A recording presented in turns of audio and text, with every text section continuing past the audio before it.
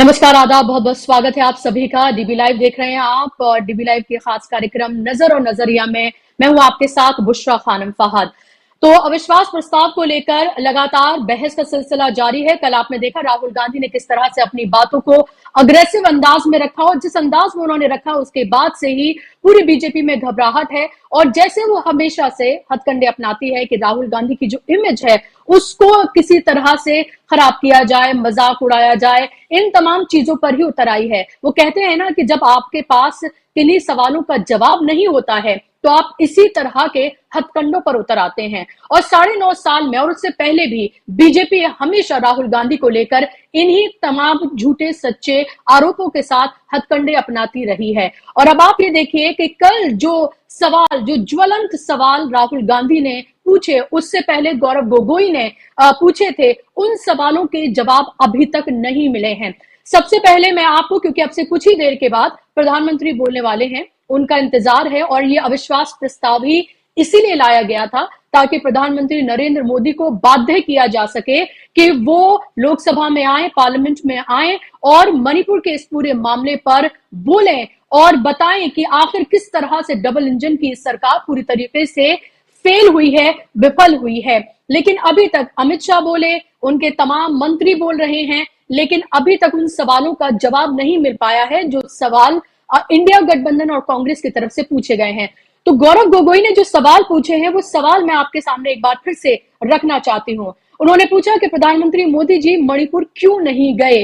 राहुल गांधी गए, India alliance के सांसद गए, गृह मंत्री भी चले गए, लेकिन प्रधानमंत्री नहीं गए। 80 दिन क्यों लगे मणिपुर को उनको बोलने के लिए? बोले तो सिर्फ 30 सेकंड के लिए बोले और आज तक संवेदना का एक भी शब्द प्रधानमंत्री की तरफ से मणिपुर को लेकर नहीं बोला गया है। प्रधानमंत्री होने के नाते ये उनकी जिम्मेदारी है कि वो बोले। गौरव गोगोई ने कहा है कोई मंत्री अगर बोलता है तो उनके शब्दों में वो ताकत नहीं है जो प्रधानमंत्री के शब्दों में है, क्योंकि जाहिर सी बात है प्रधानमंत्री देश का मुखिया होता है। मणिपुर के मंत्री को यानी कि मुख्यमंत्री को अभी तक बर्खास्त क्यों नहीं किया गया है, इसका जवाब कल गृह मंत्री ने भी नहीं दिया और अब देखना है कि प्रधानमंत्री क्या इसका जवाब देते हैं।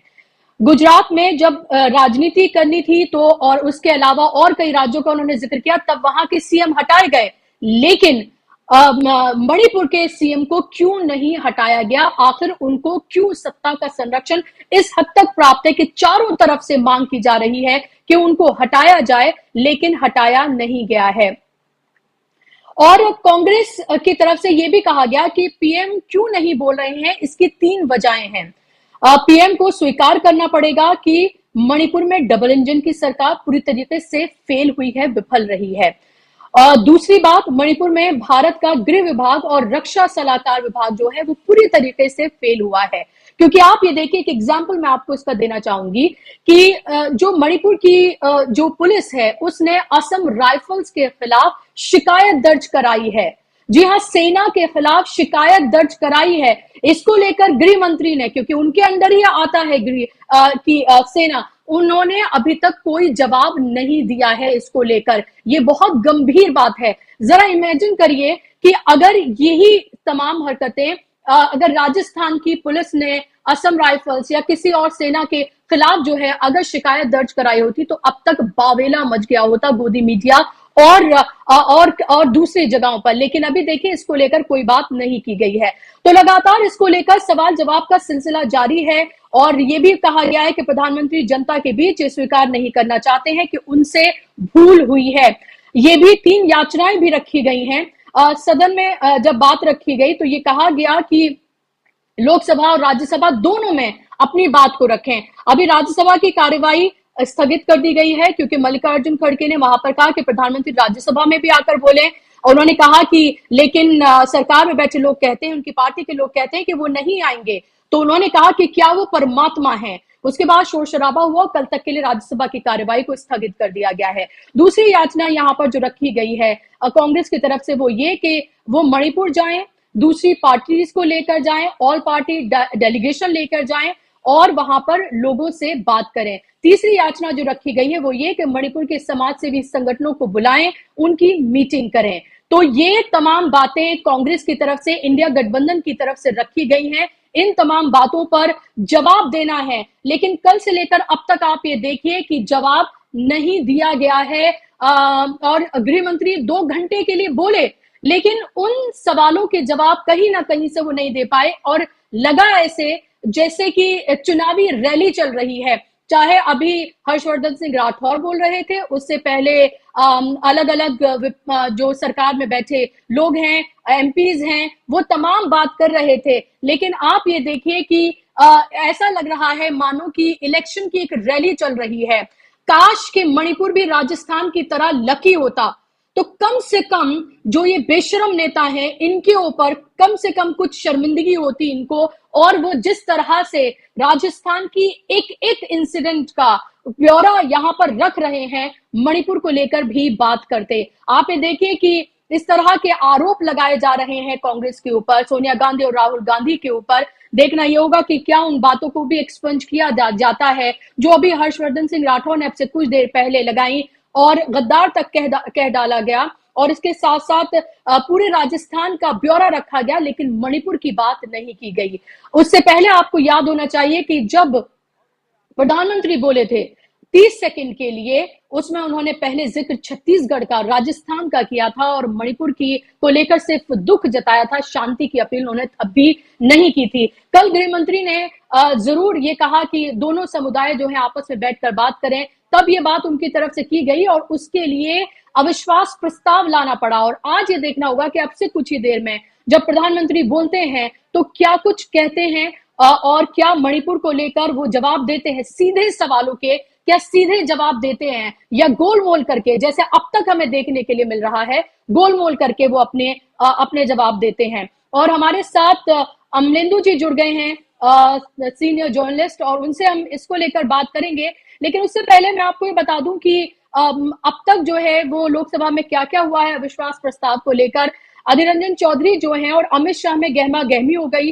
कांग्रेस नेता अधीर रंजन चौधरी ने मणिपुर हिंसा पर कहा कि जहां राजा अंधा है वहां द्रौपदी का चीरहरण होता है। इस पर अमित शाह ने आपत्ति जताई। उन्होंने स्पीकर से कहा कि पीएम के लिए इस तरह के बयान देना गलत है, इसको कंट्रोल किया जाना चाहिए, और उसके बाद पूरे विपक्ष ने वॉकआउट कर दिया।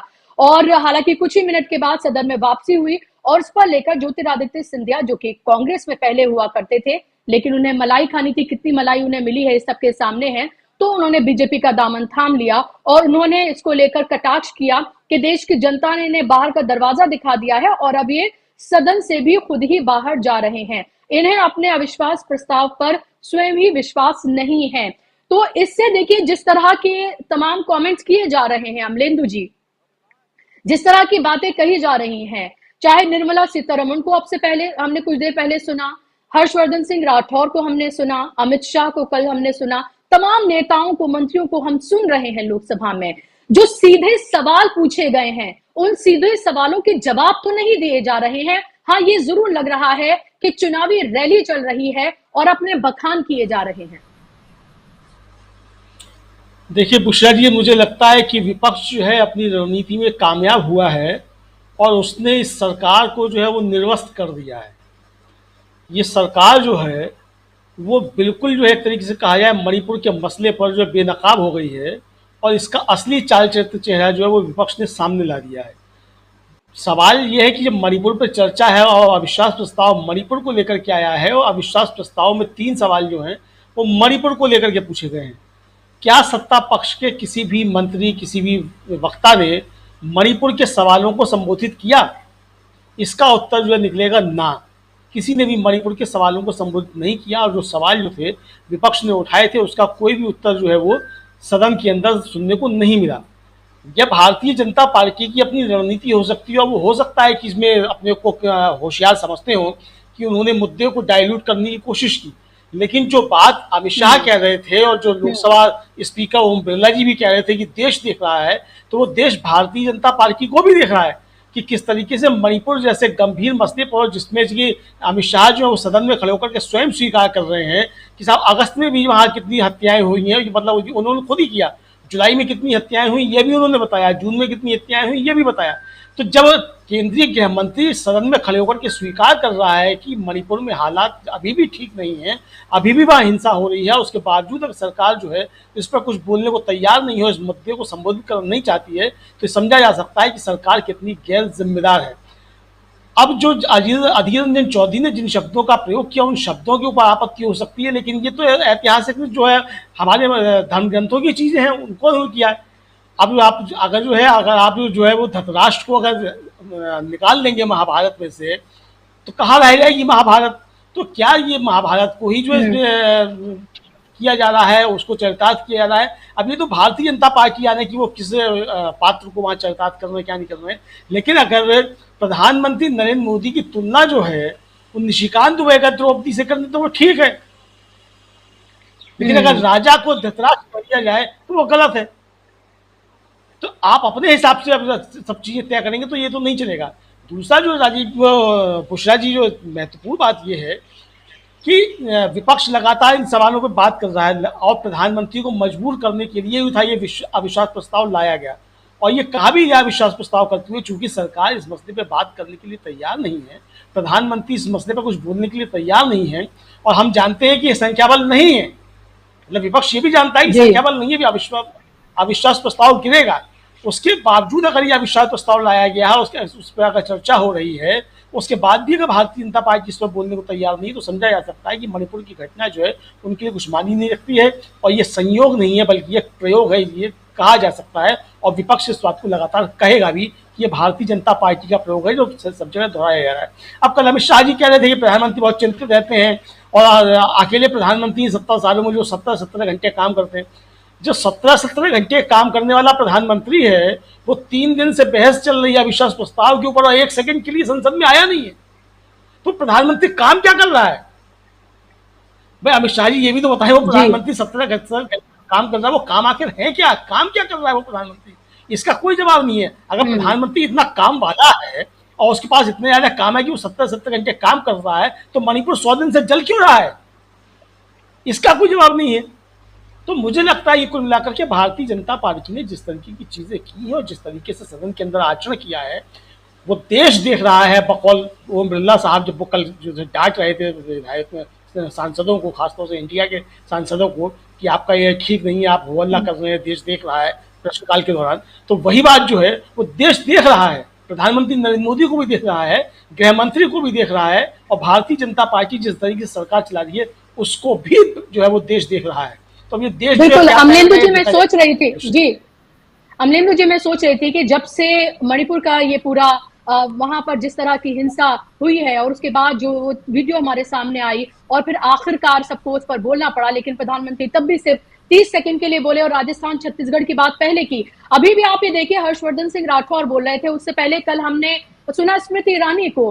तो छत्तीसगढ़ राजस्थान की बात बार बार होती है कि शायद मणिपुर के लोग ये सोच रहे होंगे कि वो भी अगर राजस्थान की जनता की तरह काश वो भी लकी होते कि कम से कम उनको उनके बारे में बात तो होती। तो राजस्थान की बात करते हैं और कह रहे थे हर्षवर्धन सिंह राठौर कि मणिपुर को छोड़िए, अरे राजस्थान को देखिए।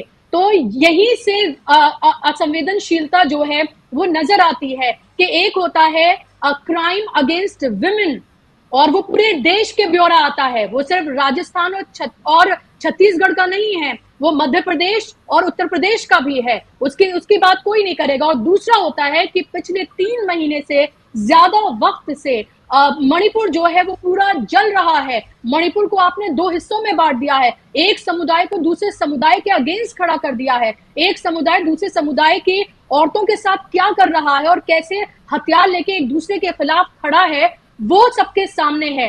तो ये कितनी अजीब ये बात है और कितनी तकलीफ की बात है कि आप जब राजस्थान और उनकी बात करते हैं तो मणिपुर को आप बिल्कुल साइडलाइन करते हैं जैसे वो देश का हिस्सा ही नहीं है। और यही बात राहुल गांधी ने कल कही भी। देखिए, निश्चित तौर पे राहुल गांधी जो कल कहा वो बहुत गंभीर बात थी और उन्होंने गंभीर चिंता मणिपुर के ऊपर जाहिर की। और मुझे लगता है कि अगर राहुल गांधी मणिपुर ना गए होते तो ये बहुत सी चीजें मणिपुर की ये सामने आती भी नहीं। अब कल जो थे गृह मंत्री जिस तरीके से चिंता व्यक्त कर रहे थे राहुल गांधी के मणिपुर जाने को लेकर के, जिस तरीके से बातें गृह मंत्री पेश कर रहे थे, उससे साफ जाहिर हो रहा था कि सरकार की दिलचस्पी बिल्कुल भी मणिपुर के हालात सुधारने में नहीं है। और विपक्ष जो आरोप लगा रहा है वो गलत नहीं है किसी भी तरीके से, चूंकि विपक्ष जो कह रहा है उसको अमित शाह जी भी कल खड़े होकर के एक तरीके से कहा जाए तो संसद में ठीक सच साबित कर रहे थे। और जिस तरीके से केंद्रीय मंत्रियों का भाषण हुए तमाम मंत्रियों के, अभी राज्यवर्धन सिंह राठौर बोल रहे थे उनका, निर्मला सीतारमन जी जिस तरीके से बोली, और आज तो वो दो साड़ी बदल करके बैठी हुई हैं, जिस समय अपना भाषण करने की दूसरी साड़ी में थी, अभी जो बैठी हुई थी तो दूसरी साड़ी पहन करके बैठी हुई थी। तो अब कपड़े बदलने की बातें भी बहुत सारी होती रहती हैं।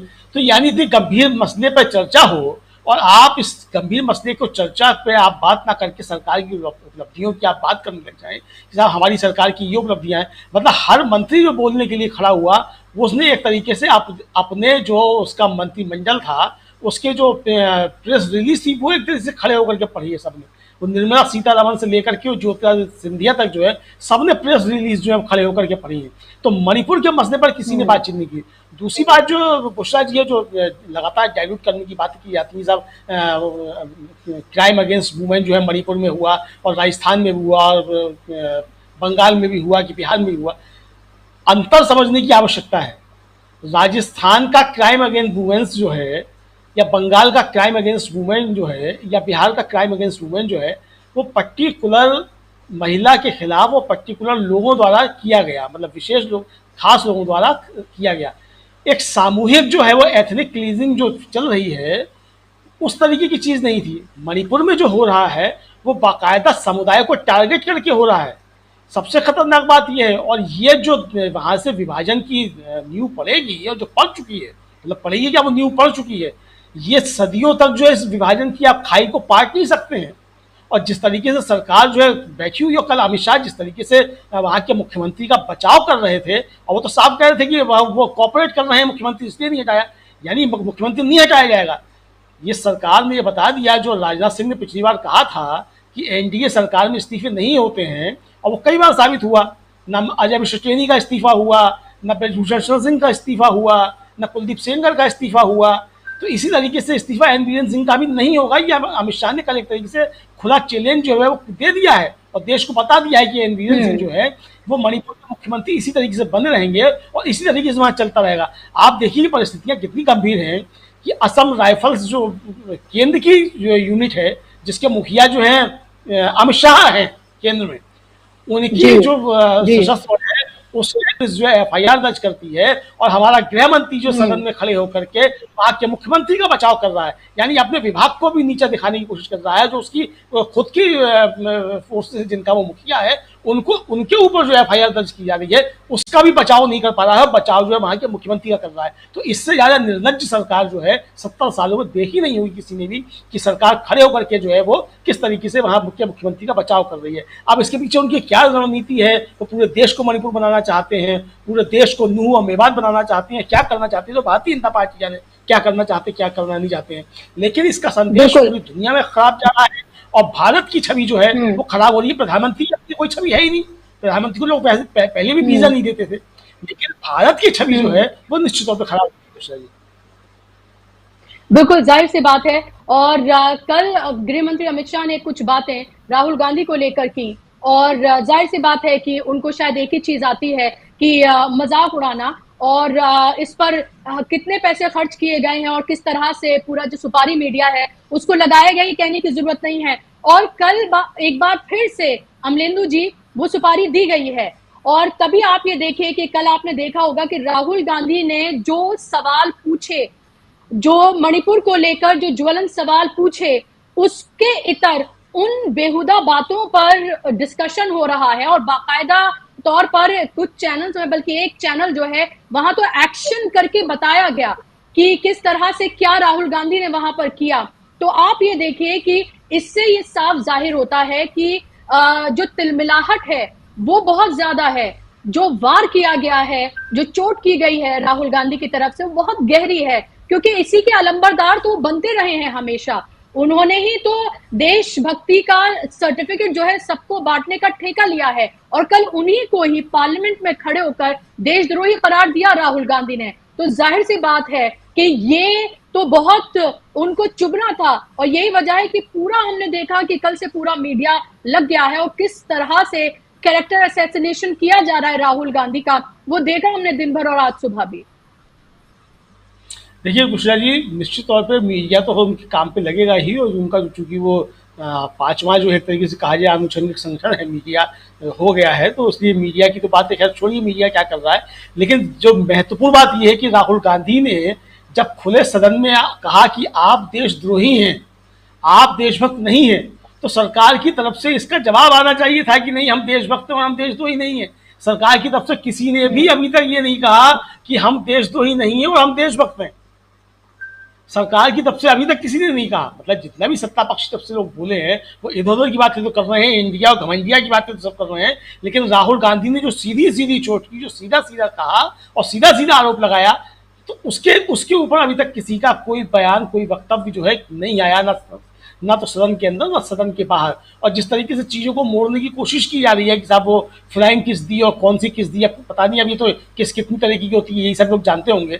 यानी विधानसभा के अंदर पूर्ण देखने वाले जो हैं, जिस पार्टी के सदस्य हों, अब वो अगर उस पार्टी के सदस्य अगर लोकसभा के अंदर जो इस तरह की बातें करें तो ये शोभा नहीं देता है। क्योंकि विधानसभा में कर्नाटक की शायद विधानसभा का ही मसला है कि वो पूर्ण देख रहे थे विधायक और बाद में उप मुख्यमंत्री बना दिए गए थे। भारतीय जनता पार्टी का ही मसला था, वो किसी और का मसला नहीं था। यानी आप जो है सदन के अंदर जो है ब्रजभूषण शरण सिंह के ऊपर आप एक शब्द नहीं बोलेंगे। और लेकिन ताज्जुब की बात यह है बुशरा जी कि प्रधानमंत्री के मुंह से एक शब्द मणिपुर को लेकर के नहीं निकला है, लेकिन ब्रजभूषण शरण ने मणिपुर की घटना की निंदा की थी। मतलब प्रधानमंत्री के मुंह से जब तक शब्द नहीं निकला, ब्रजभूषण शरण सिंह ने तो की निंदा मणिपुर की। तो यानी ब्रजभूषण सिंह जैसा व्यक्ति भी जो है वो मुझे लगता है कि मणिपुर के मसले पर प्रधानमंत्री से ज्यादा संवेदनशील मालूम पड़ता है। अब ये भारतीय जनता पार्टी का अपना मसला है कि उनको क्या करना है क्या नहीं करना है, लेकिन कुल तरीके से जिस तरीके से भारतीय जनता पार्टी के ऊपर जो आरोप लगे, उन आरोपों के ऊपर भारतीय जनता पार्टी की तरफ से कोई भी स्पष्टीकरण नहीं दिया गया। तो इसका मतलब यही माना जाए कि आप जब इधर उधर की बातें कर रहे हैं तो आपने राहुल गांधी के आरोपों को अप्रत्यक्ष रूप से स्वीकार किया है, और अगर नहीं किया है तो आपको उसका जवाब देना चाहिए, राहुल गांधी के सवालों के जवाब देने चाहिए और कहना चाहिए कि आप देशद्रोही नहीं हैं, आप देशभक्त हैं। मणिपुर को लेकर के आपकी चिंताएं हैं।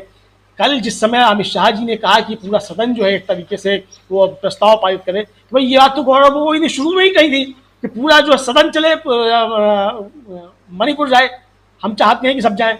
तो अगर आप ये बात मान रहे हैं और 100 दिन के बाद आप मान रहे हैं, तो 17 दिन से अगर संसद चल रही है, आपने क्यों नहीं अब तक विपक्ष की बात माना? आप चर्चा करने के लिए तैयार क्यों नहीं थे अभी तक? सवाल ये। लेकिन अच्छी बात यह है बुशरा जी कि अमित शाह ने भारतीय जनता पार्टी की कल बहुत ज्यादा जो है वो मजम्मत की, जब उन्होंने कहा कि मणिपुर की घटना बहुत निंदनीय है, हम भी इस पर चिंतित हैं, और मतलब सवाल बातें की, लेकिन उस पर राजनीति करना जो है वो और ज्यादा निंदनीय है। तो ये बात वो विपक्ष के लिए नहीं, मुझे लगता है कि भारतीय जनता पार्टी के लिए ही कह रहे थे कि मणिपुर की घटना बहुत निंदनीय है, और भारतीय जनता पार्टी जिस तरीके से मणिपुर की घटना पर राजनीति कर रही है वो बहुत ज्यादा निंदनीय है। क्योंकि अमित शाह जी ने ये नहीं कहा कि इंडिया गठबंधन जो है या विपक्ष जो है वो मणिपुर पर राजनीति कर रहा है वो निंदनीय है। उन्होंने कहा मणिपुर की घटना निंदनीय है, लेकिन उसमें जो राजनीति हो रही है वो बहुत ज्यादा निंदनीय है। तो अमित शाह बधाई के पात्र है कि उन्होंने भारतीय जनता पार्टी की और एक तरीके से कहा तो प्रधानमंत्री की भी कल सदन में खड़े होकर के घोर निंदा जो है मणिपुर के मसले पे की है। अब कोई इसको समझे या ना समझे, मुझे लगता है कि अमित शाह जी जो है वो दिल की बात जो है इशारे इशारों में कह रहे हैं। बुशरा जी बिल्कुल, तो अभी तक सीधे सवालों के सीधे जवाब नहीं मिले हैं। ये कहा गया कि जो वहां पर हुआ कल गृह मंत्री की तरफ से ये कहा गया कि मणिपुर में जो कुछ हुआ वो जाहिर सी बात है कि वो चिंता का विषय है, लेकिन वो सहयोग कर रहे हैं बीरेंद्र सिंह, इसलिए उनको नहीं हटाया गया। ये वही बीरेंद्र सिंह है। आपको याद रखना चाहिए कि जब ये पूरा जो वीडियो वायरल हुआ था जिसके बाद सबको बोलना पड़ा मणिपुर की घटना पर, तो उस वक्त बीरेंद्र सिंह ने एक चैनल को इंटरव्यू के दौरान ये कहा था कि ऐसी 100 से ज्यादा घटनाएं हैं। ये वही असंवेदन कह रहे थे कि वो सहयोग कर रहे हैं, इसलिए उन्हें नहीं हटाया गया है। तो ब्रजभूषण सिंह से लेकर बीरेंद्र सिंह हो, इस्तीफा नहीं लिया जाता है। ये बेशर्मी है इस सरकार की, और ये सरकार फिर दूसरों को बेशर्म बताती है। और अब आप ये देखिए कि कल जो है दरअसल जब राहुल गांधी को लेकर बात कर रहे थे गृह मंत्री, अब इंतजार हम ये कर रहे हैं कि कब प्रधानमंत्री बोलेंगे, तो गृह मंत्री जब राहुल गांधी को लेकर बात कर रहे थे तो उन्होंने कहा 13 बार उनको लॉन्च किया गया है। फिर उन्होंने कलावती का जिक्र किया बहुत ही मजाक उड़ाते हुए, और वहां पर भी उन्होंने झूठ बोला क्योंकि कलावती खुद सामने आकर उन्होंने तस्वीर बिल्कुल साफ कर दी है। उन्होंने खुद बोला है कि सरकार झूठ बोल रही है। कांग्रेस ने अपने आधिकारिक ट्विटर हैंडल से उस वीडियो को ट्वीट भी किया है। राहुल गांधी गए थे कलावती के पास, वहां पर जाकर उन्होंने क्या मदद की वो सबके सामने है। 3 लाख रुपए दिए, फिर उसके बाद 30 लाख रुपए ने दिए और उनकी पूरी जिंदगी ही बदल दी। और उन कलावती को लेकर कह रहे हैं कि 6 साल से हमने उनको राशन दिया, बिजली दी, तमाम सहूलतें दी। राहुल गांधी ने क्या किया, वहां जाकर सिर्फ खाना खाकर आए। तो ये मजाक उड़ाया गया अमलेंदु जी। लेकिन आप ये देखिए कि ये सोशल मीडिया और मीडिया का जमाना है, चंद लोग ही सही लेकिन इसको लेकर काम कर रहे हैं और वो कलई खुल गई और ये पता चल गया कि वो झूठ था। और खुद कलावती ने आके खुद बताया कि किस तरह से उनकी जिंदगी बदल गई है। देखिए उषा जी, एक तो अमित शाह जी ने जब कल कहा सदन में कलावती का नाम लिया तो उन्होंने खुद जो है वो एक तरीके से गलत बयानी की और कहा कि वो बुंदेलखंड गए थे, जबकि वो बुंदेलखंड नहीं, यवतमाल जिला है विदर्भ का, वहाँ की वो कलावती है। तो उस कलावती का मसला जो है, और उस कलावती की एक बेटी ने आत्महत्या की, 2 बेटियों की मृत्यु हो चुकी और बहुत सी तो बड़ी उसकी गाथाएं हैं, सब मिलाकर के बात चीज़ें हैं। लेकिन उस कलावती के पास आज 6 एकड़ ज़मीन जो है वो है और वो राहुल गांधी की मदद के बाद है। तो मतलब बहुत सी चीज़ें जिस तरीके से की गई और सदन में जिस तरीके से बातें की गई, वो जाहिर सी बात है कि भारतीय जनता पार्टी का जो प्रोपेगेंडा है वो उस प्रोपेगेंडा के तहत वहाँ आए थे, चूंकि जानते हैं कि आपको बोलने का मौका मिला है तो आप बोलिए, और चूंकि आपका बहुमत है तो आपको समय भी ज़्यादा मिला है तो आप कुछ भी बोल सकते हैं। तो कुछ भी बोल के वहाँ से अमित शाह जी भी निकल गए। लेकिन मुझे लगता है कि अमित शाह जी कल जिस तरीके से बोल के गए, आज प्रधानमंत्री अब आते हैं तो क्या बोलते हैं, ये देखना होगा कि प्रधानमंत्री के लिए उन्होंने छोड़ा क्या है, कि मतलब प्रधानमंत्री बोलते क्या है। ये बहुत जो है दिलचस्प होगा। देखना ये है कि प्रधानमंत्री भी आकर के इसी तरीके की बयानबाजियां करते हैं कि नहीं करते हैं, या वो भी आकर के जो है जैसे पहले कहा था कि एक अकेला सब पर भारी जो है, वो आकर के मणिपुर के मसले पर भी सब पे भारी है कि नहीं है। ये देखना पड़ता है कि किस तरीके से आगे प्रधानमंत्री छाती ठोकते हैं, या वास्तव में बहुत गंभीर होते हैं। हो सकता है कि बहुत दुखी हों, आकर के इस्तीफे की ही पेशकश कर दें कि भाई मुझसे देश नहीं समझ रहा है, मैं जा रहा हूँ घर छोड़ करके। ये भी हो सकता है। तो प्रधानमंत्री बहुत संवेदनशील व्यक्ति हैं, ऐसा भी कर सकते हैं, ऐसा नहीं है। मतलब हम लोगों को समझना चाहिए प्रधानमंत्री बहुत संवेदनशील है, ऐसा कर सकते हैं। क्योंकि देश नहीं समझ रहा है, मणिपुर नहीं समझ रहा है, ये तो गृहमंत्री स्वीकार कर चुके हैं एक तरीके से सदन में खड़े होकर के कल ही कि भाई अभी भी परिस्थितियां वहाँ ठीक नहीं है। तो ये परिस्थितियां ठीक नहीं है जब गृहमंत्री जो है स्वीकार कर चुका है, जिसका विभाग और कहा गया कि जिसका विभाग है वही मंत्री बार बार जवाब देगा, तो वो स्वीकार कर चुके, तो प्रधानमंत्री भी स्वीकार कर सकते हैं। और चूंकि जिम्मेदारी प्रधानमंत्री की है कुल मिलाकर के देश को सुरक्षित हाथों में रखने की, जो कि कहा जाता है कि असुरक्षित हाथों में, तो ये चीज़ें हो सकती हैं। लेकिन जो आपने किया प्रश्न बुशरा जी, बात यही है कि सदन में खड़े होकर के मुझे लगता है कि इस तरीके से गलत बयानी नहीं करनी चाहिए, और ये स्पीकर की जिम्मेदारी बनती है और कांग्रेस के लोगों को भी ये बात कहनी चाहिए कि उसको जो है सदन की कार्रवाई से निकाला जाए, गृहमंत्री की जी बिल्कुल को ये होना चाहिए। बिल्कुल, क्योंकि आप ये देखिए कि राहुल गांधी ने जो बोला उसके बहुत सारी उसकी बातें हैं, वक्तव्य हैं जिनको एक्सपंज कर दिया गया है।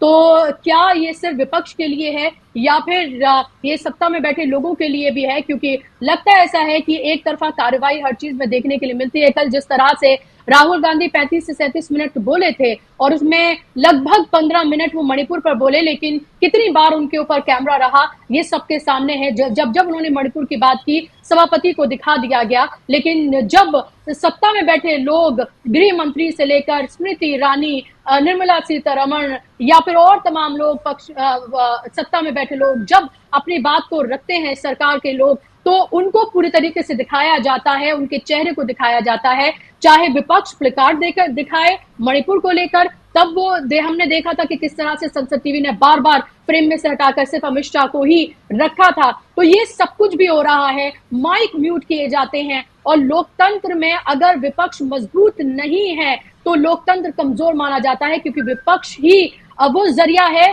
जो जन सरकार से जुड़े मुद्दे उठाता है और सरकार को बाध्य करता है कि वो उस पर जवाब दे। और यही अब आप ये देखिए कि मणिपुर के इस पूरे मामले पर जो मजबूती दिखाई गई है इंडिया गठबंधन की तरफ से, उसके बाद अविश्वास प्रस्ताव जो है वो कांग्रेस के लीडर गौरव गोगोई की तरफ से लाया गया, नोटिस लाया गया और उसके बाद उन्होंने उसको पेश भी किया।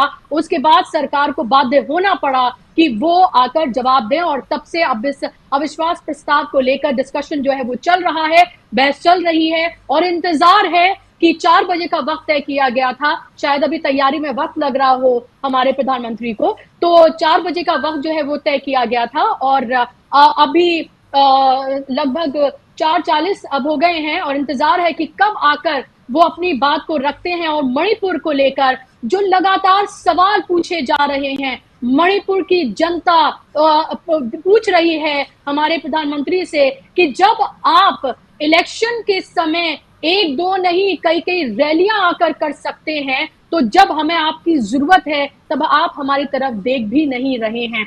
आपने अब तक सिर्फ 30 सेकंड्स निकाले हैं हमारे लिए और उसमें भी बात छत्तीसगढ़ और राजस्थान की पहले की है। कोई संवेदना व्यक्त नहीं की, सिर्फ दुख जताया उन्होंने। तो उन तमाम लोगों को, मणिपुर की जनता को भी साफ साफ समझ में आ रहा है अमलेंदु जी कि वोट लेने के लिए सिर्फ अब जनता को एक वोट बैंक का जरिया ही मात्र बना दिया गया है, सिर्फ इतनी ही हैसियत है। अब आप ये देखिए कि मणिपुर में अगर इलेक्शन होते तो हमारे प्रधानमंत्री जी वहां जाके कई कई रैलियां कर लेते, लोगों से जाके वहां बात भी कर लेते, लेकिन जब असल में जरूरत है, जब असल में वहां पर शांति की अपील की जानी चाहिए, तब असल में वहां अभी तक भी वहां पर हिंसा जो हो रही है वो रुकी नहीं है, जो रोकी जानी चाहिए उसको लेकर कोई बात नहीं होती है। और कहा यह जा रहा है कि 18-18 घंटे 17-17 घंटे काम करते हैं, दिन में 5-5 बार जो है पूछते हैं कि वहां पर क्या हो रहा है, सारी अपडेट्स उनके पास है। किस बात की अपडेट है जो 3 महीने से मणिपुर जल रहा है और अब तक वो शांत नहीं है? तो आप कैसी अपडेट ले रहे हैं? तो आप खुद ही बता रहे हैं अमलेंदु जी कि आप बिल्कुल विफल हुए हैं और आप एक नाकारा सरकार साबित हुए हैं मणिपुर में। निश्चित तौर पे बुशरा जी, जिस तरीके से गृह मंत्री ने कहा कि प्रधानमंत्री साहब 18 घंटे, 18 एक घंटा कम कर दिया उन्होंने, 17 घंटे कहा था उन्होंने। प्रधानमंत्री 18 घंटे कहते हैं और अमित शाह जी ने 17 घंटे कहा, तो 1 घंटा जो है वो अमित शाह जी ने कम कर दिया प्रधानमंत्री का। तो अब जब प्रधानमंत्री अगर 17 घंटे काम करते हों, उनकी बड़ी निगाह रहती है। और बताया जैसा कि अमित शाह जी ने कि रात के 3 बजे भी फ़ोन करके पूछा, यानी रात के 3 बजे भी प्रधानमंत्री जो हैं वो गृह मंत्री को फ़ोन कर करके मणिपुर की जानकारी ले रहे हैं। ये बताया गया कि प्रधानमंत्री इतने ज़्यादा चिंतित हैं। तो फिर जेपी नड्डा साहब को बुला के पूछने की क्या जरूरत थी कि देश के अंदर क्या चल रहा है विदेश यात्रा से लौट कर आने की? भाई आप जो है अपने पार्टी के अध्यक्ष से पूछ रहे हैं देश के अंदर क्या चल रहा है, और गृहमंत्री से जो है आप रात के 3 बजे अगर फोन करके पूछ रहे हैं तो गृहमंत्री से ही पूछते क्या चल रहा है। दूसरी बात ये है कि ये कहा गया कि साहब वो विपक्ष ने जो वो सीडी जो है वो क्या जो वीडियो क्लिप थी वो उसकी जानकारी जो है वो विपक्ष को थी। अब इस पे तो सीधे सीधे सरकार के ऊपर सवाल बनता है। मतलब अमित शाह जी जो है वो स्वयं जो एक तरीके से कहा जाए वो सरकार की विफलता को स्वीकार कर रहे हैं एक तरीके से सदन के अंदर खड़े होकर के, और प्रधानमंत्री भी जो है उसको एक तरीके से स्वीकार कर चुके। कहा जाए तो पूरी भारतीय जनता पार्टी इस बात को स्वीकार कर चुकी। अगर प्रधानमंत्री सारी चीजों की जानकारी ले रहे थे तो ये वीडियो क्लिप प्रधानमंत्री की जानकारी में क्यों नहीं थी? अगर सुप्रीम कोर्ट स्वतः संज्ञान नहीं लेता और सुप्रीम कोर्ट की टिप्पणी नहीं आती तो क्या प्रधानमंत्री के मुंह से ये 30 सेकंड के लिए जो बातें निकली, ये भी क्या आप मणिपुर के नाम पर निकलते सुनते उनके मुखारबिंद से? मुझे लगता है कि तब भी नहीं होता। जैसा कि उस 30 सेकंड के बाद भी प्रधानमंत्री अभी तक जो है मणिपुर पर मां नहीं बोले हैं कुछ भी, तो वो वैसे भी सुनाई नहीं पड़ता। तो कुल मिला के जो स्थितियां हैं, जो परिस्थितियां हैं, जो सब देश के अंदर माहौल बन रहा है और जो देश देख रहा है, वो साफ ही जाहिर हो रहा है कि प्रधानमंत्री जो है बहुत ज़्यादा गैर जिम्मेदार साबित हुए हैं मणिपुर के मसले पर खास तौर से। बाकी और मसलों पर तो जो गैर जिम्मेदाराना चीज़ें, बहुत सी चीज़ों पे बहस होती रहती है कि मणिपुर जैसा गंभीर मसला जो है ये किसी भी तरीके से क्षम्य जो है वो नहीं है इस सरकार के लिए। इसको माफ़ जो है किसी तरीके से नहीं किया जा सकता। प्रधानमंत्री को अपनी सरकार की गलती माननी चाहिए। सदन के अंदर प्रधानमंत्री को मुझे लगता है कि इस पर स्पष्टीकरण देना चाहिए, और जिन लोगों की भी कमियां रही हैं प्रधानमंत्री के मंत्रिमंडल में रही हो, चाहे राज्य सरकार की रही हो, किसी को तो जिम्मेदार, किसी को तो कसूरवार ठहराना पड़ेगा।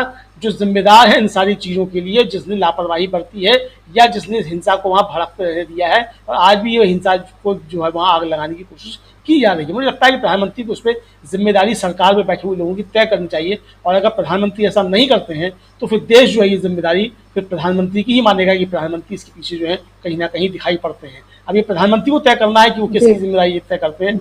इंतजार है प्रधानमंत्री के भाषण का, मुझे लगता है प्रधानमंत्री आएंगे और जब बोलेंगे तो निश्चित तौर पे जो है जिम्मेदारी तय करेंगे कि मणिपुर का दोषी जो है सरकार में बैठा हुआ कौन व्यक्ति है। बिल्कुल। और अब से कुछ देर पहले हम ज्योतिरादित्य सिंधिया को भी सुन रहे थे। ज्योतिरादित्य सिंधिया को इतिहास के पन्ने पलटने का बहुत शौक है, और उन्होंने कहा कि मैं इतिहास के काले पन्ने पलटे। तो मैं ये पूछना चाहता हूं कि 1964 बंगाल के दंगे के समय मौन क्यों थे, 84 के दंगे के समय मौन क्यों थे, 87 के मेरठ के दंगों के वक्त मौन क्यों थे, 1990 से 30 साल तक कश्मीर में 40,000 लोगों की मौत हुई, तब वो मौन क्यों थे। तो इन तमाम चीजों को लेकर सवाल उठाए हैं, लेकिन वो शायद भूल गए कि इतिहास को किसी भी तरीके से फरामोश नहीं किया जा सकता है। लेकिन वो शायद वो भूल गए कि तब वो भी कांग्रेस का हिस्सा थे, और ये भी भूल गए, और उनका परिवार, और वो ये भी भूल गए कि अभी हम बात प्रेजेंट की कर रहे हैं।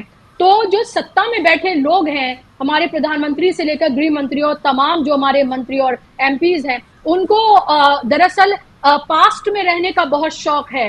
जवाहरलाल नेहरू से लेकर और तमाम मनमोहन सिंह से लेकर सोनिया गांधी, तमाम लोगों की वो बात करते हैं, लेकिन हाल में जो हो रहा है, जो उनकी सरकार में हो रहा है, उस पर वो बात नहीं करते, क्योंकि उन्हें पता है कि उस पर बात करनी शुरू की तो कलई खुल जाएगी। देखिए बुशरा जी, ज्योतिरादित्य सिंधिया की तो असल में व्यक्तिगत तौर पर मजबूरी समझी जा सकती है। ज्योतिरादित्य सिंधिया ने जिन चीज़ों को उठाया, एक तो पहली बात ये है कि मुझे लगता है कि भारतीय जनता पार्टी के अंदर जो है तालमेल अब ठीक ठाक रह नहीं गया है, क्योंकि जिन चीज़ों को अमित शाह कल अपने भाषण में रख चुके, उन चीज़ों को अगर अब ज्योतिरादित्य सिंधिया भी आकर के सदन में दोहराएंगे तो ये जो भारतीय जनता पार्टी को समय मिला हुआ है इस अविश्वास प्रस्ताव में बोलने के लिए, उसकी बर्बादी है एक तरीके से। अमित शाह जिन चीज़ों को रख चुके थे, और ज्योतिरादित्य सिंधिया को कुछ नई चीज़ें लेकर के आना चाहिए था, उन्हीं चीज़ों को दोहराने की आवश्यकता नहीं थी। पहली चीज़ तो ये है। तो ये भारतीय जनता पार्टी का जो समन्वय है अंदर का, वो काफ़ी ज़्यादा कमज़ोर मालूम पड़ता है। फ्लोर मैनेजमेंट उनका जो है अच्छा नहीं है, या फिर ये समझिए कि सरकार की चमचागिरी करने के लिए और जो है एक चुनावी रैली जो है उसको बदलने के लिए संसद का इस्तेमाल किया जा रहा है। तो ठीक है, वही चीज़ें सब दोहराते रहे, वो कोई दिक्कत नहीं है। लेकिन जो ज्योतिरादित्य सिंधिया ने बहुत सी चीज़ें कहीं, पुष्पा जी जैसा आपने भी कहा, अब ज्योतिरादित्य सिंधिया को बताना चाहिए कि माधवराव सिंधिया साहब जो थे स्वर्गीय, वो जब जो 84 के और 83 की और 87 की बात कर रहे थे, तो उस समय वो किस सरकार में मंत्री थे ज्योतिरादित्य सिंधिया साहब, बताना चाहिए। जब वो हवाई अड्डे बनाने की बात कर रहे थे तो बताना चाहिए उन्हें कि ज्योतिरादित्य सिंधिया जो है जो काम कर रहे हैं, और माधवराव सिंधिया ने जो उस समय काम किए, तो क्या है वो, क्या हुआ क्या नहीं हुआ। तो मुझे लगता है कि वो खड़े होकर के ज्योतिरादित्य सिंधिया जो है वो अपने भी अतीत को जो है वो एक तरीके से काया कोस रहे थे, और खुद को भी कोस रहे थे पीछे खड़े हुए। क्योंकि आप तो अभी अभी आए हैं भारतीय जनता पार्टी में, अभी आप मंत्री बने, इससे पहले तो आप कांग्रेस के ही मंत्री थे, और जिस दौर की आप बातें कर रहे हैं तो आप उसी दौर की बातों को आप सब दोहरा रहे हैं। तो ये कुल मिलाकर के मुझे लगता है कि ये सेल्फ गोल एक तरीके से करवाया जा रहा था ज्योतिरादित्य सिंधिया से। हो सकता है कि शायद कुछ ज्योतिरादित्य सिंधिया वहां से निकलने की सोच रहे हो, तो उनके ऊपर ये दबाव बना हो कि इस तरीके से बोलो ताकि वो निकलने से बच जाए, भारतीय जनता पार्टी से निकलने ना पाए, तो उनका रास्ता जो है वो बंद किया जा रहा हो, ताकि फ्री चलाई जाए आगे चुनाव में सीटी जो है। और वीडियो क्लिप की देखो, ये ज्योतिरादित्य सिंधिया तो खुद को ही इस तरीके से कह रहे थे, अब ये भारतीय जनता पार्टी छोड़ के चले गए। क्योंकि जो चर्चाएं सुनने में आ रही हैं, वो ज्योतिरादित्य सिंधिया शायद भारतीय जनता पार्टी छोड़ सकते हैं और अलग पार्टी बना सकते हैं, इस तरीके कुछ चर्चाएं हैं। अब पता नहीं वो सही है या गलत है, लेकिन हो सकता है ये दबाव भी हो। लेकिन जो कुल मिला के बात है वो ये है कि ज्योतिरादित्य सिंधिया ने जो सब बातें कही, मुझे लगता है उन सब बातों की कहने की कोई आवश्यकता नहीं थी, क्योंकि ये सारी बातें जो है अमित शाह कल जो 2 घंटा इसमें बर्बाद कर चुके हैं इन सारी बातों को कहने के लिए। तो जब 2 घंटा अमित शाह बर्बाद, जाहिर सी बात है कि करनी थी। बिल्कुल लगता है ऐसा है कि खास तौर पर वो लोग जो शायद नए नए शामिल हुए हैं, या फिर जिन्हें अपने आप को दिखाना है कि वो पार्टी के कितने ज्यादा वफादार हैं, और वो ऐसा लगता है कि सरकार की जो खूबियां हैं उनको गिनाने के इससे ज्यादा प्रधानमंत्री और उसके बाद गृह मंत्री की तारीफें करते हुए जो है वो ज्यादा नजर आते हैं। और लगता ऐसा है कि हर जगह सिर्फ चापलूसी चल रही है, और यही देखने के लिए मिला कुछ देर पहले। और अब इंतजार है कि प्रधानमंत्री जो हैं वो अब कब बोलते हैं, क्योंकि 4 बजे का वक्त जो है वो तय किया गया था, और अब लगभग 4 पौने 5 बजने वाले हैं और इंतजार सबको है कि प्रधानमंत्री कब आते हैं और क्या। सबसे बड़ा सवाल यह है कि क्या वो उन सवालों का जवाब देते हैं जो सवाल लगातार इंडिया गठबंधन कांग्रेस की तरफ से पूछे जा रहे हैं, जो कल राहुल गांधी ने पूछे, जो उससे पहले गौरव गोगोई ने पूछे, और उसके साथ साथ तमाम जो इंडिया गठबंधन के जो नेता हैं वो लगातार पूछ रहे हैं, राज्यसभा में भी लोकसभा में भी। और ये मांग की जा रही है कि न सिर्फ लोकसभा बल्कि राज्यसभा में भी प्रधानमंत्री आकर बोलें। और उसी को जब मल्लिकार्जुन खड़गे जब अपनी बात को रख रहे थे, उन्होंने कहा कि वो क्यों नहीं आ सकते, क्या वो परमात्मा हैं तो देश के प्रधानमंत्री क्यों नहीं वो आकर बोल सकते राज्यसभा में। तो उसके बाद वहां हंगामा हुआ और कल तक के लिए राज्यसभा की कार्यवाही को स्थगित कर दिया गया है। तो राहुल गांधी के जो कल का जो भाषण है उसके बाद से ही लगातार एक ऐसी स्थिति बन गई है कि अब बीजेपी को जवाब देते नहीं बन रहा है, क्योंकि ऐसी जगह पर वार किया गया है जो दरअसल जिस तरह की राजनीति बीजेपी करती आई है। आपने देखा होगा कि जो बीजेपी के साथ वो देश के साथ, जो बीजेपी के साथ नहीं वो देश के साथ नहीं। 9 साढ़े 9 साल में एक ऐसा ही नैरेटिव जो है वो गढ़ दिया गया है। बहुसंख्यकवाद की जो राजनीति लगातार की जा रही है वो हम सबके सामने है। ज्यादा दूर जाने की जरूरत नहीं है। आप अपने घर से निकलकर अगर आप दिल्ली में रहते हैं, एनसीआर में रहते हैं, तो बस आप हरियाणा नूंह तक का रुख करिए और वहां जाकर आप ये देखिए कि एक तरफा कार्रवाई के नाम पर 1200 से ज्यादा जो अस्थाई और स्थाई जो ढांचे हैं, जिनमें बड़े होटल से लेकर रेस्टोरेंट्स हैं, जिसमें मेडिकल स्टोर्स हैं, जिसमें उन छोटी छोटी शंटियां हैं, छोटे छोटे ढाबे हैं, जिनको बिल्कुल जमींदोज कर दिया गया है 5 दिन के अंदर 1200 से ज्यादा। और ये एक तरफा कार्रवाई है। एक तरफा कार्रवाई में सिर्फ और सिर्फ आप ये देखें कि मुसलमानों के जो घर हैं या फिर मुसलमान जो उन दुकानों में जहां पर उन्होंने किराए पर ले रखी थी, उन सबको ही निशाना बनाया गया है। यहां तक कि दूध की बोतल तक निकालने की, एक चादर तक निकालने की मोहलत नहीं दी गई। बिना किसी नोटिस के ये सब कुछ होता रहा। क्या इसका ये सवाल पूछने वाला कोई नहीं है? और ये सवाल कल राहुल गांधी ने अपनी एक लाइन में कहा। उन्होंने कहा कि आप केरोसिन आपने छिड़क दिया है, चिंगारी की देर है। मणिपुर से लेकर हरियाणा तक यही हो रहा है। नफरत की आग में देश जो है वो जल रहा है।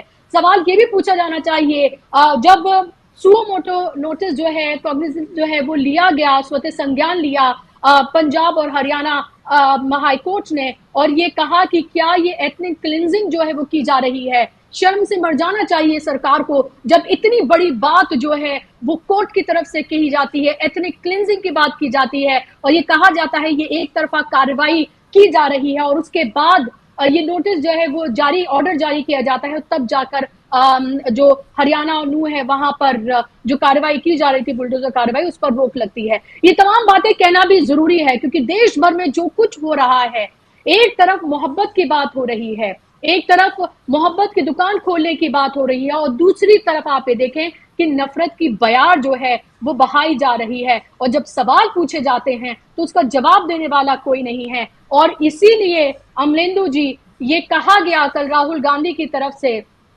कि रावण को उसके अहंकार ने मारा, और हमको पता है कि वो जब ये लाइन बोल रहे थे तो किस लिए बोल रहे थे और किसकी बात वो कर रहे थे, और रावण की संज्ञा वो किससे कर रहे थे, या कहने की जरूरत नहीं है। तो ये सरकार जो है अहंकार में इतनी चूर हो गई है। और जिस तरह से आपको याद होगा, अमित शाह ने कहा था कि मध्य प्रदेश का लगातार उन्होंने दौरे किए, उन्होंने कहा कि अगर इस बार भी अगर हम जीत जाते हैं तो 50 साल तक हमें हटाने वाला कोई नहीं है। तो मुझे लग रहा है कि ये अहंकार जो है वो सरकार का सर चढ़ कर बोल रहा है, और इसी अहंकार की वजह से वो शायद किसी उन सवालों के जवाब नहीं दे रहे हैं जो सवाल विपक्ष की तरफ से पूछे जा रहे हैं, जो जन सरोकार से जुड़े हैं। बिल्कुल बुशरा जी, देखिए अहंकार को सरकार का सिर चढ़ के बोल रहा है और ये साफ दिखाई पड़ रहा है, और हर मसले में दिखाई पड़ रहा है। सिर्फ मणिपुर के मसले पर ही नहीं, नोटबंदी के मसले पर, बेरोजगारी के मसले पर, कोरोना काल में हुई मौतों के मसले पर, हर मसले पर इस सरकार का जो एक तरीके से कहा जाए अहंकार जो है वो साफ देखने को मिल रहा है। लेकिन जो धर्म ग्रंथों से जो दी जाती हैं, उपमाएं दी जाती हैं और धर्म ग्रंथों का जो हवाला दिया जाता है, उन्हीं धर्म ग्रंथों में ये भी है कि अहंकार तो रावण का भी नहीं रहा, तो अहंकार जो वो किसी का नहीं रहेगा। तो इसलिए मुझे लगता है कि सरकार को अहंकार से बाहर निकलना चाहिए। बहुमत जो है वो सरकार को अहंकारी बनाने के लिए नहीं दिया जाता है। जनादेश जो है वो सरकार को अहंकारी बनाने के लिए नहीं होता है। बहुमत सरकार, जनादेश सरकार को इसलिए प्राप्त होता है कि आप अच्छा शासन दें, आप अच्छी नीतियां बनाएं जिससे जनता का भला हो। इसीलिए जो है वो आपको जो है वो जनादेश प्राप्त होता है, जनता आपको जो है वो अपना मत देती है। अमित शाह जी ने जिस तरीके से कहा ये 50 साल तक हम राज करेंगे, इस बार जीत गए, तो किस तरीके से आप राज करेंगे 50 साल तक? मतलब बिना जनता के वोट क्या 50 साल तक राज कर लेंगे? मतलब ये सीधा सीधा जो है तानाशाही की तरफ ले जाने का एक वक्तव्य जो कहा जा सकता है कि अगर हम ये चुनाव जीत लें तो उसके बाद तो हम 50 साल तक जो चुनाव होने ही नहीं देंगे। आप इसको इस तरीके से भी देख सकते हैं, क्योंकि अमित शाह ने ये स्पष्ट नहीं किया कि वो 50 साल तक राज कैसे करेंगे ये एक चुनाव जीतने के बाद, क्योंकि एक चुनाव में तो आपको जनादेश 5 साल के लिए मिलेगा, 10 साल के लिए तो मिलेगा नहीं, 50 साल के लिए तो मिलेगा नहीं। तो अगर आप एक चुनाव जीत जाने के बाद अगर आप 50 साल तक राज करने की बात कर रहे हैं, तो विपक्ष जो लगातार बातें कर रहा है कि भाई ये डेमोक्रेसी खतरे में है, डेमोक्रेसी में खतरा है और यहाँ तानाशाही जो है वो आ रही है, डेमोक्रेसी के जरिए तानाशाही लाने की चीजें की जा रही हैं, तो इसका मतलब वो बात सही है। फिर अमित शाह उसकी जो है वो एक तरीके से पुष्टि कर रहे हैं कि अगर ये चुनाव जीत जाते हैं तो 50 साल तक चुनाव नहीं होंगे, यही कहना चाहते हैं अमित शाह। या फिर इस बात को स्पष्ट करें बिल्कुल कि भाई आप एक चुनाव जीतने से 50 साल तक आप कैसे राज कर सकते हैं?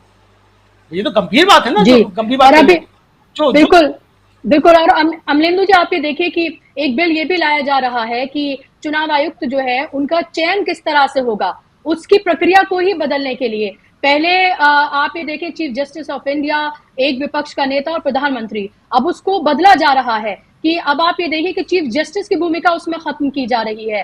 तो जो इंडिपेंडेंट संस्थाएं हैं जिनके जरिए आप एक ही भरोसा रहता है कि जो चुनाव जो है वो बिल्कुल फेयर होगा, आप उसको भी बदलने की कोशिश की जा रही है। तो हर हथकंडा जो है अपनाया जा रहा है और उसको लेकर बिल लाया जा रहा है बाकायदा तौर पर, शायद आज या कल राज्यसभा में आप तो स्थगित हो गई, उसको पेश किया जाएगा। निश्चित तौर पर देखिए, असल में बुशरा जी है क्या कि पूरे आप दुनिया पे नजर उठा के देखिए, जो प्रधानमंत्री के मित्र लोग हैं वो कर क्या रहे हैं पूरी दुनिया में। प्रधानमंत्री के सबसे अच्छे मित्र जो समझे जाते हैं वो बीबी समझे जाते हैं, इजराइल के नेतन्याहू साहब। उन्होंने वहां क्या किया, उन्होंने वहां न्यायपालिका की शक्तियां जो है वो कम की और जनता के जबरदस्त विरोध के बावजूद उसे सदन से पास करा लिया। बगल के पाकिस्तान में क्या हो रहा है, वहां भी जो प्रधानमंत्री के मित्र नवाज शरीफ हैं, उनके भाई जो शहबाज शरीफ हैं वो वहां प्रधानमंत्री हैं, वहां किस तरीके से न्यायपालिका की शक्तियों का जो है वो दुरुपयोग, मतलब उसको कट किया जा रहा है। आ चुके हैं प्रधानमंत्री नरेंद्र मोदी जो है सदन के अंदर, दिखाई पड़ रहा है, आ रहे हैं। जी बड़ी जी गनीमत है कि जी दर्शक हुए सदन के अंदर प्रधानमंत्री के।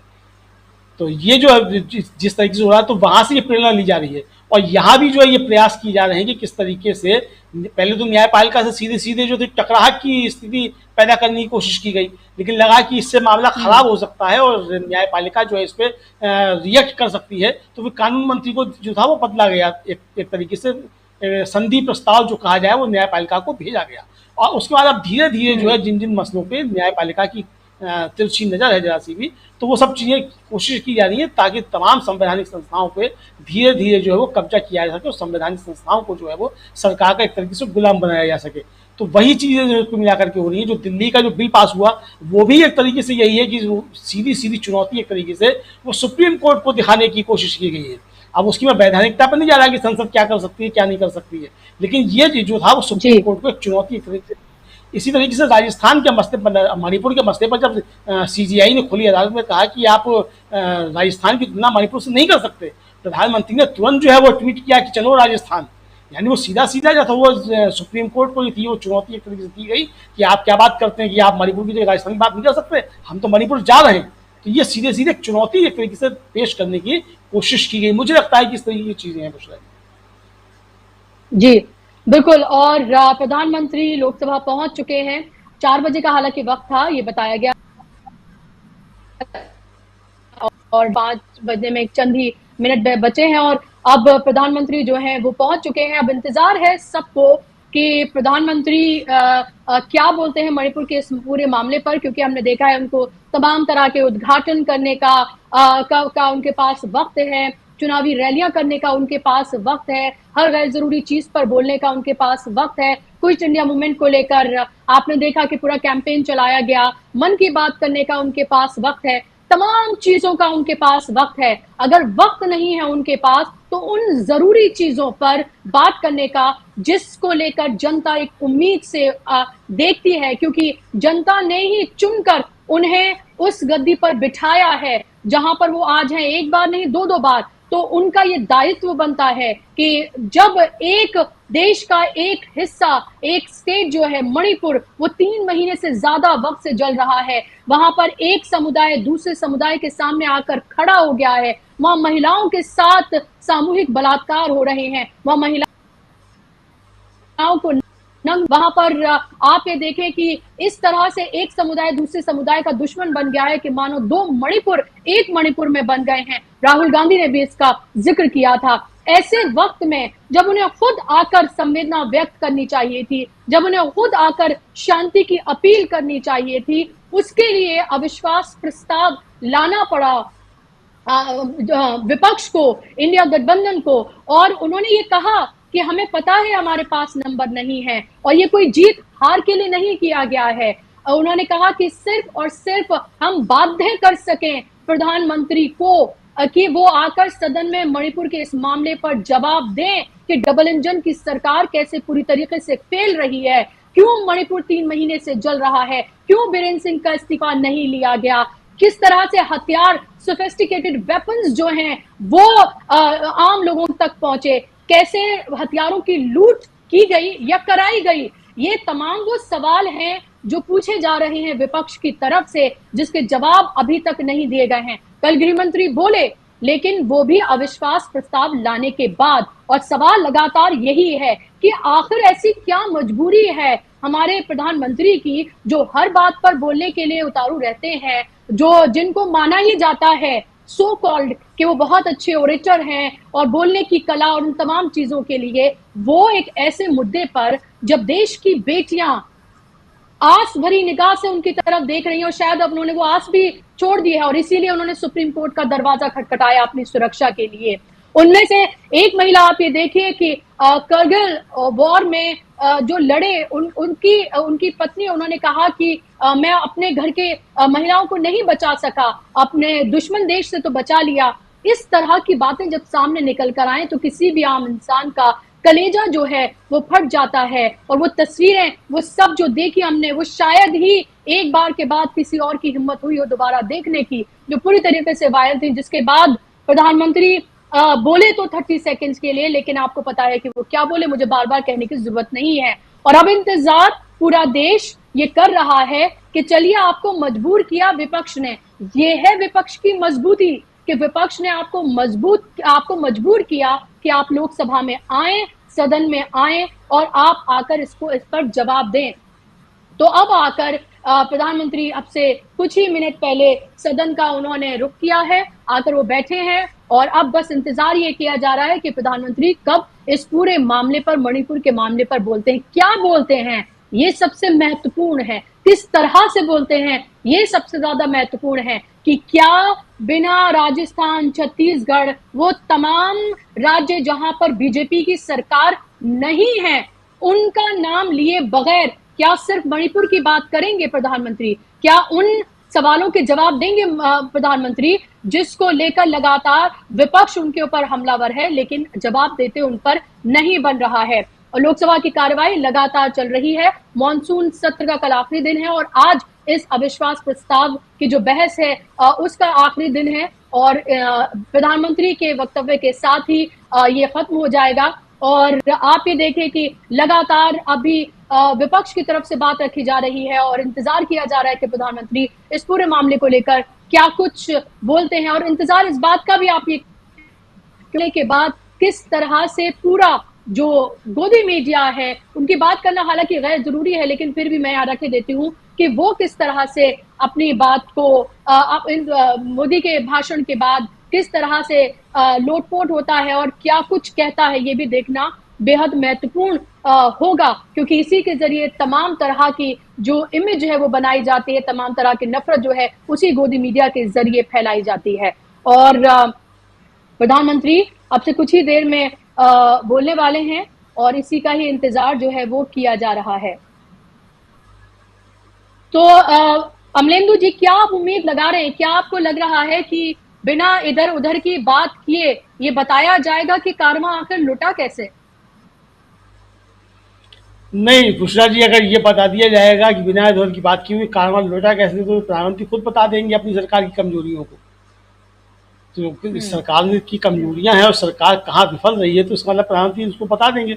मुझे लगता है कि प्रधानमंत्री ऐसी बात कोई नहीं करेंगे जिससे कि उनकी सरकार की कमजोरियां हैं जो सामने आए, और प्रधानमंत्री किसी भी हाल में मुझे नहीं लगता है कि कोई स्वीकारोक्ति जो करेंगे कि उनकी सरकार से कोई गलती हुई है।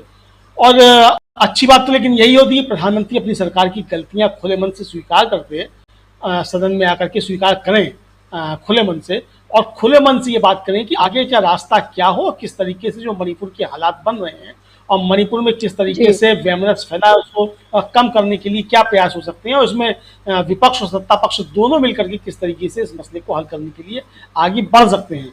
इसमें मुझे लगता है कि प्रधानमंत्री अगर बिल्कुल। बात करें तो प्रधानमंत्री की छवि भी पूरी दुनिया में एक अच्छे व्यक्ति की बनेगी, कि प्रधानमंत्री भी जो है, भारत का प्रधानमंत्री जो वो भी जो है वो मणिपुर जैसे मसले पर संवेदनशील है। अब देखना ये है कि बुशरा जी की प्रधानमंत्री जो ये संवेदनशीलता दिखा पाते हैं या नहीं दिखा पाते हैं, या प्रधानमंत्री भी अपने पूर्ववर्ती जो उनके सहयोगी सब बोले हैं उनकी तरीके से भी इसको चुनावी रैली में बदलने की कोशिश करते हैं इस बिल्कुल। अवसर को। बिल्कुल अमलेंदु जी, अब ये देखना बेहद महत्वपूर्ण होगा और लगातार डीबी लाइव जो है वो बना हुआ है इस खबर पर, और जैसे प्रधानमंत्री सदन में बोलते हैं हम आपको सीधा वहां पर ले जाएंगे और आपको सुनाएंगे प्रधानमंत्री क्या कुछ कह रहे हैं।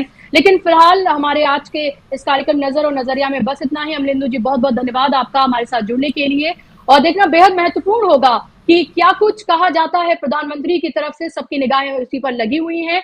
क्या वो इधर उधर की बात